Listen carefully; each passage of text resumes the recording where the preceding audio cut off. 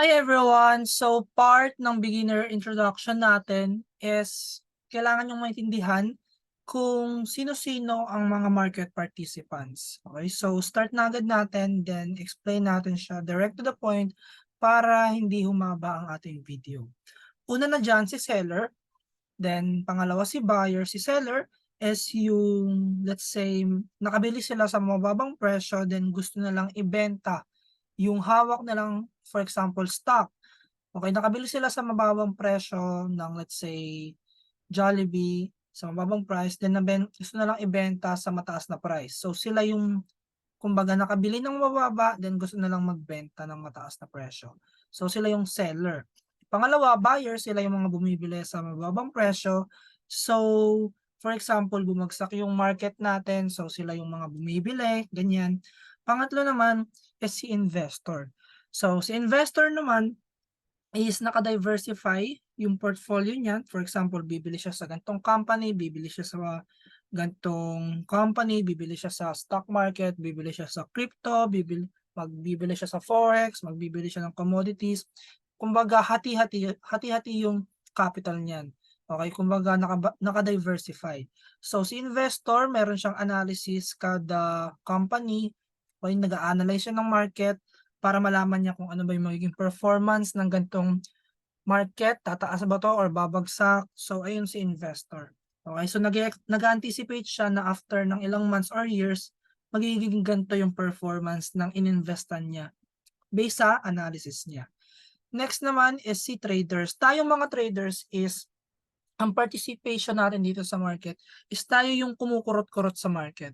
Kung si investor gusto niyang masabayan yung malaking move ng market, tayo mga traders is dun tayo sa mga maliliit na fluctuation sa market. For example, nagbago ng price si ganitong klaseng market from piso naging dos siya. So from piso to dos, may profit na tayo nun. Okay, for example, from dos to 5 pesos. From 2 to 5 pesos, may small profit na tayo nun. Okay, tayo kasi is ina-accumulate natin or kino-compound natin yung mga small profit na yon para in the long run is maging big profit siya.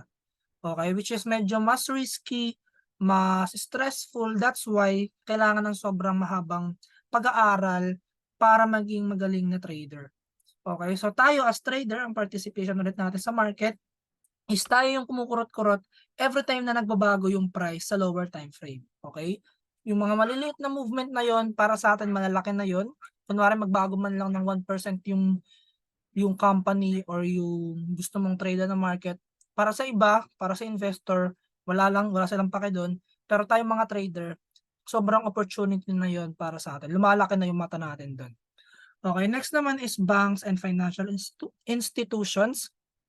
Ang bank and financial institution is tinutulungan nila ang mga tao to manage their money, tapos nagpapahiram din sila ng money para sa lahat. So gumagawa rin sila ng rules and regulations, and kunwari papahiramin ng bangko yung ganitong klaseng tao, papahiramin ka niya, so meron niyang rules and regulations. Then magbebenta rin sila, nag-o-offer din sila ng mga services kung kailan magba-buy or magse-sell ng mga investments.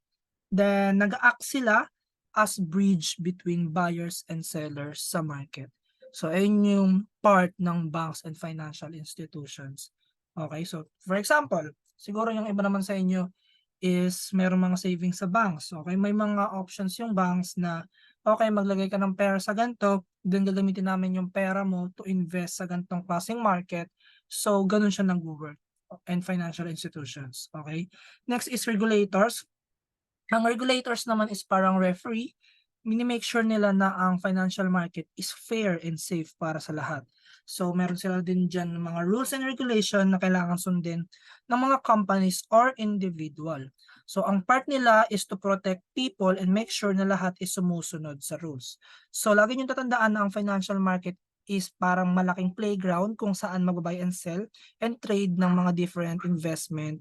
Then ang mga buyers, sellers, investors, traders, banks and regulators ay may mga sari-sariling role sa market. So yun lang muna for now. Sana naintindihan nyo kung ano ang iba't ibang market participants sa market. So see you sa next video. Bye-bye.